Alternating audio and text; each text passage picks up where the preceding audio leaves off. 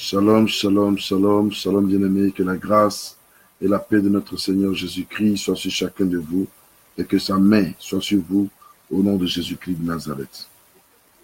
En effet, bien-aimés, je suis là encore pour pouvoir échanger avec chacun de vous, mais cette fois-ci sur des thèmes très importants parce que les temps sont mauvais.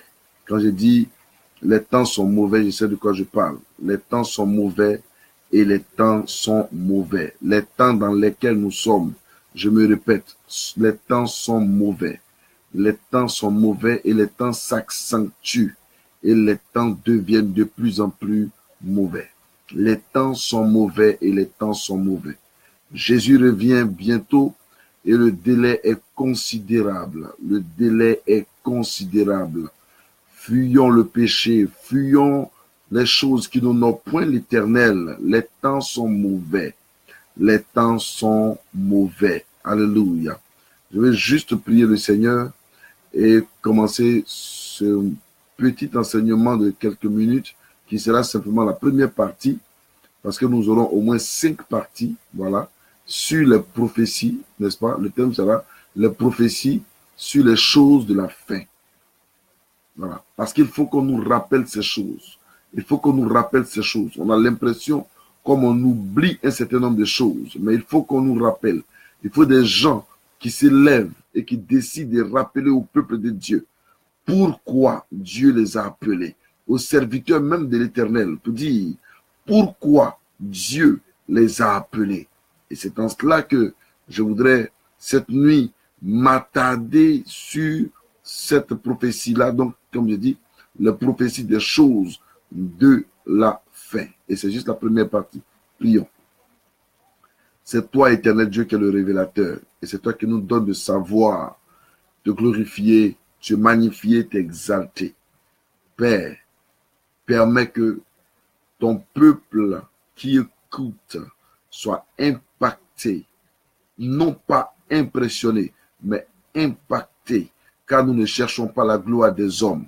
Nous ne cherchons pas à être acclamés par des hommes, mais nous voulons juste que le peuple de Dieu comprenne, que le chrétien comprenne, que le pasteur comprenne, que le bishop comprenne que avec Dieu, il est possible d'aller de l'avant et nous avons juste besoin de devenir de nouvelles personnes et faire ta volonté. Sois élevé, Père, au nom de Jésus. Amen. Shalom, que le Seigneur vous bénisse et que sa grâce soit sur vous.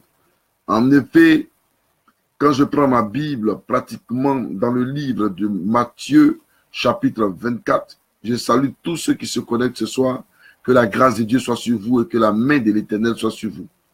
N'allez pas rester, écoutons ensemble, décortiquons ensemble la parole de Dieu, cherchons à comprendre les vérités bibliques.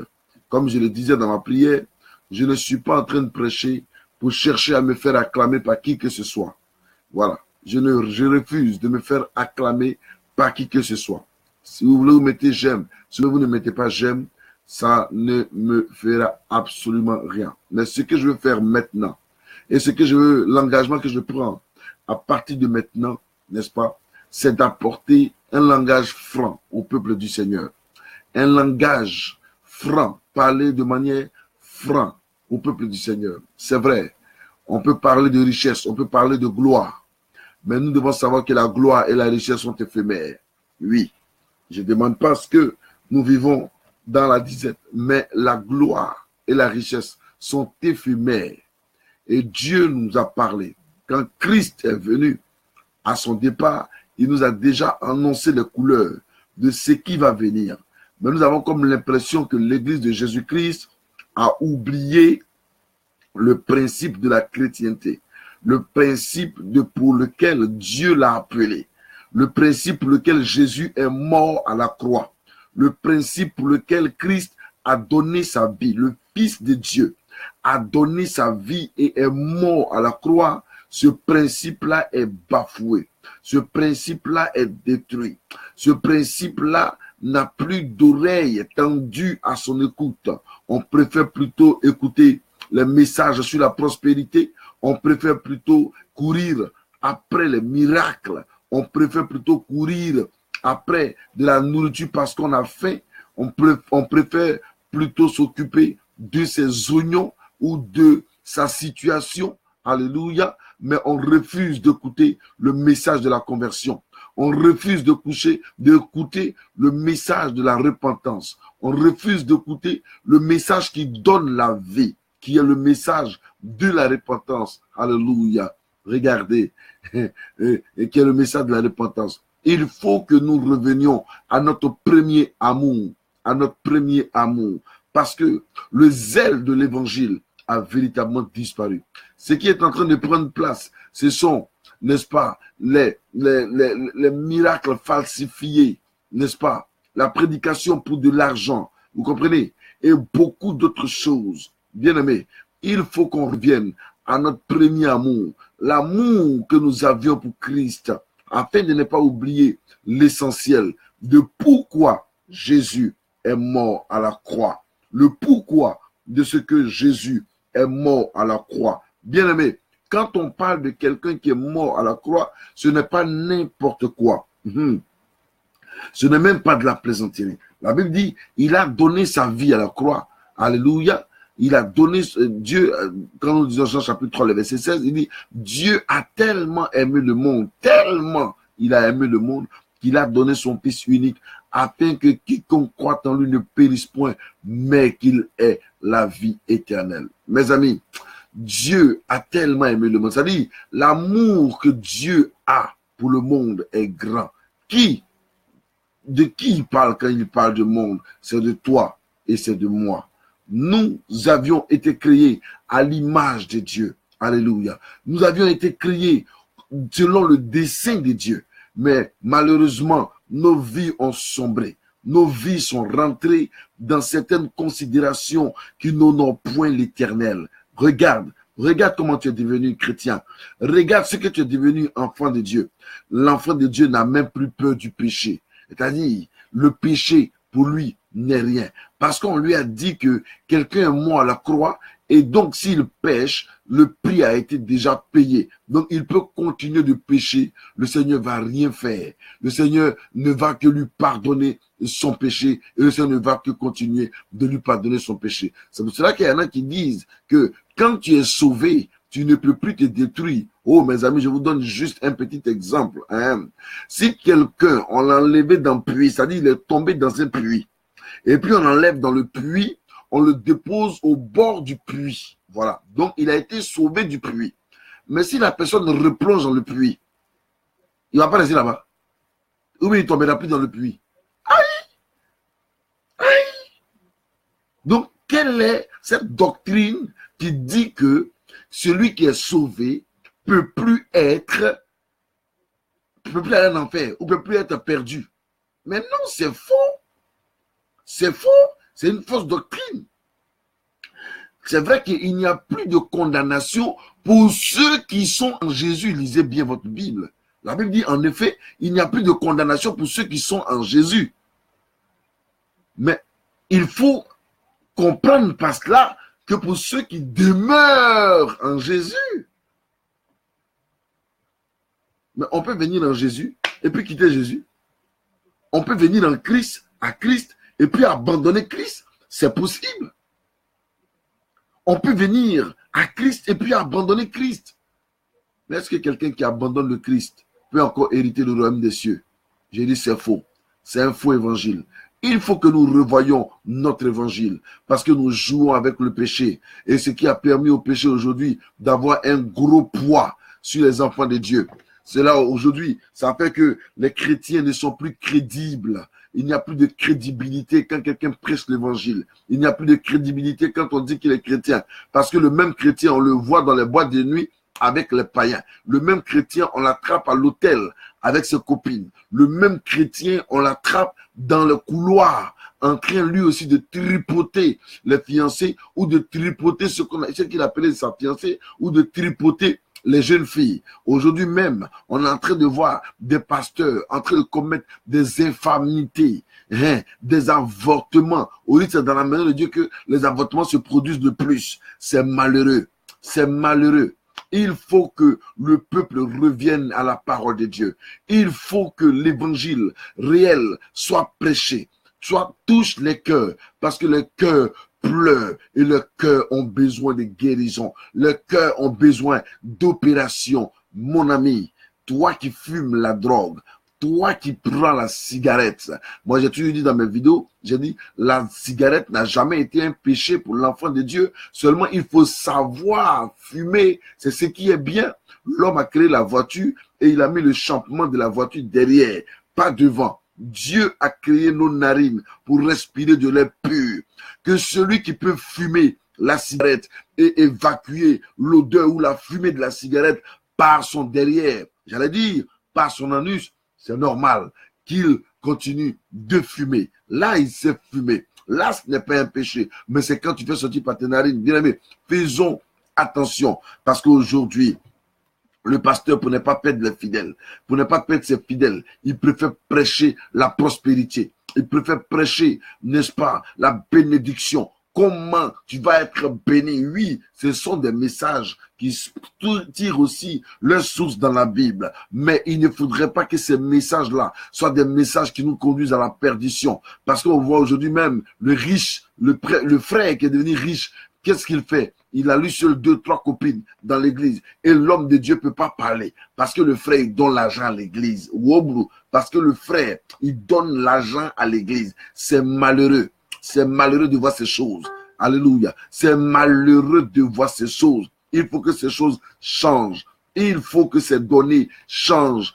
Peuple de Dieu, conscientisons-nous les uns les autres. Parlons-nous avec franchise les uns les autres. Donnons-nous du courage. La Bible n'est pas à vendre. La Bible n'est pas, c'est pas un message où je dois te prêcher obligatoirement et tu dois me donner de l'argent en retour. Non. Il faut qu'on se dise la vérité. Il faut un peuple qui se réveille pour écouter la vérité. Arrêtons les sacrifices humains. Arrêtons d'aller prendre des médicaments, des choses qui n'ont point l'éternel. Et nous venons séduire le peuple du Seigneur et nous venons détruire le peuple du Seigneur et toutes ces choses-là, ce n'est pas bien du tout. Mes amis, je ne serai pas long ce soir, mais je voudrais juste parler de cette prophétie des choses de la fin. Et selon Matthieu chapitre 24, vous voyez, les disciples de Jésus-Christ étaient préoccupés. À partir du verset, n'est-ce pas, à partir du verset 3, la Bible déclare, il s'assit sur la montagne des Oliviers et les disciples vinrent en particulier lui faire cette question. Jésus était assis à la montagne des Oliviers et ses disciples sont venus lui poser la question de savoir. Les disciples lui ont demandé, écoutez-moi bien, il dit, dites-nous, quand cela arrivera-t-il? Quel sera le signe de ton avènement et de la fin du monde? Les disciples, au temps de Jésus-Christ, déjà se préoccupaient de la fin du monde. Parce que Christ leur avait dit que la fin du monde viendrait, que la fin du monde sera. Donc, déjà, ils étaient préoccupés. Et ils se posaient la question. Et donc, ils demandaient des signes au Seigneur. Ils demandaient au Seigneur à savoir quels seraient les signes de la fin. Seigneur, ne nous abandonne pas. Dis-nous les signes de la fin. Nous ne voudrions pas être surpris par la situation. S'il te plaît, nous marchons avec toi. Le mieux, c'est de nous dire quel sera le signe, les signes de la fin qui vont nous amener à te glorifier, qui vont nous amener à te recevoir encore à nouveau où tu viendras prendre ton église. Jésus-Christ va leur répondre. La première réponse que Jésus va leur donner, dans le verset 4, il dit, Jésus leur répondit, prenez garde que personne ne vous séduise. Prenez garde que personne ne vous séduise. Il peut leur dire, mes amis, il aura la guerre ici, il aura la guerre là-bas, mais il va parler de cela un peu plus loin. Mais justement, la première parole qu'il leur dit, il leur dit que personne ne vous séduise. Parce qu'il sait que la première âme de Satan, l'âme terrible du diable, l'âme de destruction massive du diable, s'appelle la séduction. J'en parlerai dans une autre vidéo. Mais pour l'instant, je voudrais dire à quelqu'un qu'il faut comprendre que l'arme que Satan utilise contre les enfants de Dieu s'appelle la séduction. La séduction. Alléluia. Satan cherche à séduire les enfants de Dieu. Par l'argent, on peut séduire une personne. Par l'habillement, on peut séduire une personne. Et il y a beaucoup de choses que l'ennemi utilise aujourd'hui pour séduire le peuple du Seigneur, pour séduire les enfants de Dieu. Et les enfants de Dieu se laissent séduire assez facilement. Assez facilement. Regardez, imaginez-vous que le pauvre Lazare mangeait à la table du roi. Non, pas à la table, mais sous la table du roi, où il mangeait les os qui tombaient de la table du roi. Mais malgré cela, oh Jésus, malgré cela, Lazare ne s'est jamais laissé corrompre. Il ne s'est jamais laissé corrompre par le roi. Ça veut dire, il n'a jamais accepté d'être corrompu par le roi, ni avec le roi. Alors le jour où le pauvre Lazare est mort, il s'est retrouvé au ciel. Mais le roi qui était corrompu avec tout son argent, le roi qui était corrompu avec tout son or, le roi qui était corrompu avec toutes ses copines, avec tous ses voyages, le roi qui était corrompu avec tous les biens qu'il avait, s'est retrouvé en enfer. Mes amis, Lazare était pauvre, mais il s'est retrouvé au paradis. Même si c'est une cabane, mais il s'est quand même retrouvé au paradis. Est-ce que toi, tu sais demain où tu seras? Est-ce que chacun de nous sait où il sera devant le trône du Père? Alléluia. Est-ce que quelqu'un sait où il sera avec Dieu? L'essentiel n'est pas de dire, oui, tu seras riche, mais oui, je vais te dire que tu peux être riche. Dieu peut te rendre riche au-delà de tes pensées. Il peut le faire. Il est capable d'agir. Mais qu'est-ce que la richesse va te faire? Où la richesse te conduira-t-elle? Où la richesse va te mener? Est-ce que tu pourras maîtriser le bateau de la richesse? Est-ce que vous savez que Salomon lui-même, un homme qui aimait tant de femmes, un homme qui aimait les biens et tout ça, vous voyez, il a demandé à Dieu de lui accorder. Dieu lui a dit, que veux-tu que je fasse pour toi? Dis-moi, alléluia. Que veux-tu que je fasse pour toi? Salomon dit, Seigneur, accorde-moi la sagesse et l'intelligence. Parce que tu m'as déjà rendu roi. Maintenant, je veux la sagesse et l'intelligence. Malgré la sagesse et l'intelligence de Salomon, il a eu 1000 femmes. 1000 femmes, c'est-à-dire 700 concubines et 300 femmes pratiquement qu'il a mariées légalement. Malgré qu'il a demandé la sagesse et l'intelligence. Aujourd'hui, quand nous prions, nous disons, on ne prie plus pour dire, Seigneur, je veux hériter le royaume des cieux. Seigneur, fais-moi voir ta gloire. Mais nous prions pour dire, Seigneur, donne-moi l'argent. Seigneur, je veux l'argent. Seigneur, donne-moi l'argent. Seigneur, je veux être riche. Oh Père, je veux être riche. Mais tu ne dis jamais tu veux être riche pour faire quoi? Tu veux être riche par rapport à quoi? Je ne suis pas contre la richesse. Mais je dis seulement, elle fait partie en grande partie de la séduction que l'ennemi emploie. Et c'est à cause de la richesse aujourd'hui que certains pasteurs sont obligés de se rendre dans des endroits peu recommandables pour détruire la forme réelle de l'évangile, pour détruire le plan de Dieu qui est sur leur vie. Oh, pitié, pitié, pitié. Pitié, parce que le monde se détruit. Le monde est en train de descendre en cascade. Le monde dégringole au fur et à mesure. Comme je vous l'ai dit, je ne serai pas long. Mais je voudrais simplement que quelqu'un m'écoute et qu'il sache que Jésus-Christ revient bientôt.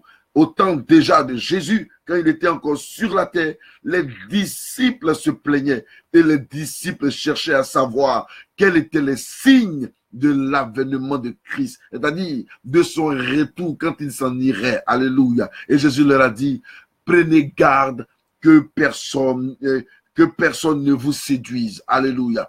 Prenez garde que personne ne vous séduise. C'est-à-dire, l'ennemi qui est Satan, qui est un esprit, ne descendra pas du ciel pour vous séduire. Mais il va utiliser des personnes. Il va utiliser des dédoublements. C'est pour cela que dans le royaume de Dieu, parmi les serviteurs de Dieu, il y a ce qu'on appelle ceux qui ont un esprit de dédoublement, ceux qui ont un esprit de maquillage, ceux qui ont un esprit de vulgarité. On a connu d'autres qui se font passer pour serviteurs de l'Éternel, alors qu'en réalité, ils étaient des serviteurs du diable, alors qu'en réalité, ils étaient des démons, alors qu'en réalité, c'était des personnes, des sorciers, et ils sont assis dans l'église. Ils sont patients. Ils attendent 10 ans même. Un sorcier peut attendre 10 ans dans une église. Tant qu'on ne l'a pas découvert, il peut rester là. Parce que Satan est tellement patient qu'il est très patient quand il veut détruire une personne.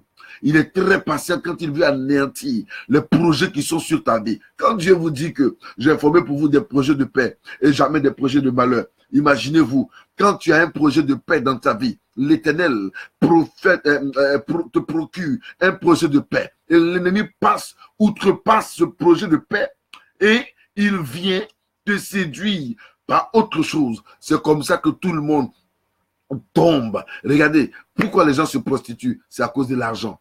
Pourquoi les pasteurs s'en vont prendre fétiche? C'est à cause de l'argent. Pourquoi le monde s'entretue? Les présidents s'entretuent? C'est à cause de l'argent.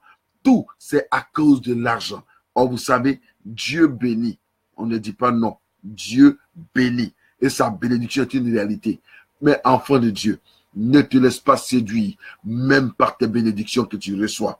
Ne te laisse pas séduire par ton habillement que tu as. Ne te laisse pas séduire parce que tu as de l'argent ou tu as ceci ou tu as cela. Tu n'as pas besoin de brandir cela parce que tu as des maisons. Tu n'as pas besoin de brandir cela. Tu n'as pas besoin de montrer ta montre pour dire que voici, cette montre-là, elle coûte tant. Qui savait à combien coûtait l'habit, le manteau que portait le Seigneur? Qui sait le prix du linceul qui a couvert Jésus-Christ dans son tombeau? Qui sait? La Bible dit que le tombeau de Jésus-Christ a dormi dedans. Personne n'y avait encore été enterré. Qui connaît son prix? Mais personne, Christ ne nous avait jamais encore dit le prix que cela a coûté. Alléluia. Tout est resté dans l'anonymat. Pourquoi? Parce que le fait de se vanter de ses richesses, le fait de se vanter de ses biens, le fait de se vanter de toutes ces choses n'est pas souvent pour la gloire de Dieu, mais c'est pour la gloire humaine. C'est pour attirer la gloire vers toi, une gloire éphémère, une gloire destructive. Dieu dit dans sa parole, dans Matthieu chapitre 24, à partir du verset 4, il dit, prenez garde que personne ne vous séduise. Je reviendrai là-dessus. Il dit, prenez garde que personne ne vous séduise. Bien-aimé, prends mon langage comme la trompette qui est en train de sonner et qui te dit, prends garde, ne te laisse pas séduire par personne. Sois vigilant, cherche Dieu, mets-toi à genoux et accepte Jésus-Christ comme ton Seigneur et ton Sauveur. Et cela te sera pour ta vie. Ne laisse personne te séduire, car la séduction est entrée dans l'église. La séduction a rempli le monde. Aujourd'hui, on crée une voiture. Demain, on provoque une très belle voiture. Aujourd'hui, on a un petit portable. Demain, on a un talkie-walkie. On a un gros portable. On a iPhone. Faisons attention. La séduction est entrée dans ce monde. Veillons sur nos enfants. La séduction. Aujourd'hui, pour avoir un enfant dans les rues. Prenons un enfant en Afrique qui se promène dans les rues. Pour l'avoir, c'est simple. Tu lui proposes simplement un peu d'argent. Tu lui proposes simplement un peu de biscuits. Tu lui proposes simplement un peu de quelque chose. Et puis l'enfant te suit comme un mouton. Tu n'as même pas besoin de payer cher pour qu'il te poursuive. Oh mes amis, quelle pitié, quelle pitié, quelle pitié.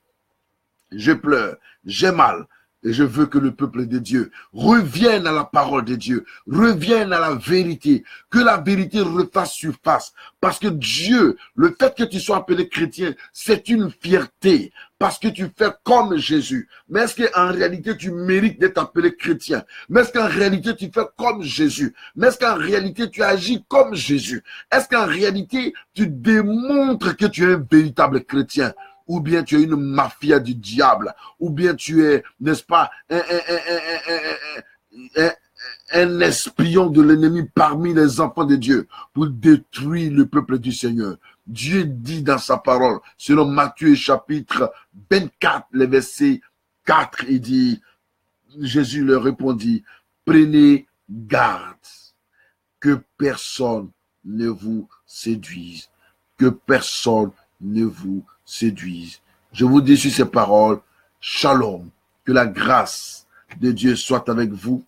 Ne vous laissez pas séduire, même par vos vêtements, même par votre chair. Ne vous laissez pas séduire. Ayons les regards fixés sur Jésus. Je reviendrai là-dessus. Shalom. Que Dieu vous bénisse.